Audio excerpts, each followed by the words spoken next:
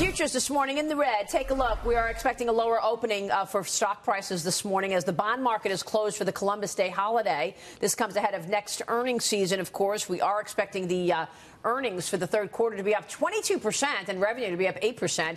Kicking off the week with big banks, including Citigroup, JP Morgan Chase, and Wells Fargo, all reporting this Friday, kicking off the third quarter earnings reporting season. Joining us now to talk about the backdrop and some new products is the co-CEO and founding partner of Metaurus, Rick Sandulli. Rick, great to see you. Thanks so much for joining us. Pleasure. Thank you for having me. And here you are in a market that is at record highs, launching 8 months ago, 2 new exchange-traded funds. Tell us about Metaurus and what you've launched. Well, Metaurus is really a financial innovations company. We're not the typical type of asset manager. We basically take ideas that are really founded in academics, and we really extend that to make them actually commercially available into the market. So our first sets of products are 2 products that were actually proposed by an academic by the name of Michael Brennan back in 1998, which was to take the index and break it up into separate claims.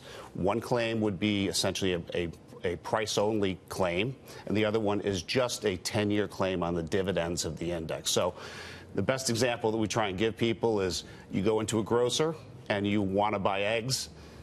They don't sell you 12 chickens.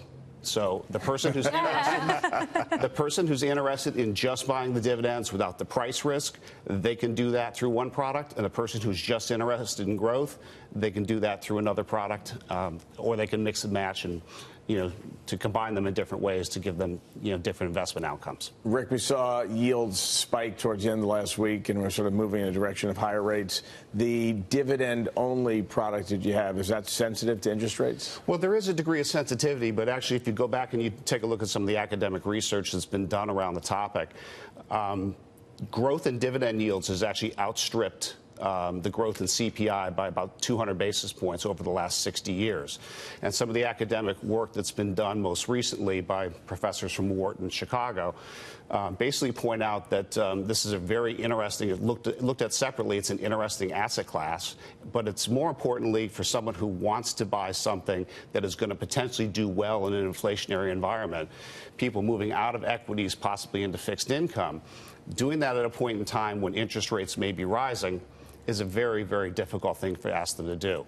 But if we can find an instrument, and dividends are actually that instrument, that actually have historically done best in an inflationary environment, then that's something that might be of interest to those types of investors. What's your business model? Because, I love ETFs. Everybody knows I'm all in on ETFs, but are you now in a period where we're racing to the bottom in terms of fees? Because Fidelity came out, basically said, listen, it's free, pretty much. How do you make money on this? Well, it's interesting because there's been a real shift in the industry. Obviously, the people who are stock pickers are losing assets to the index providers, largely because they can't outperform the index.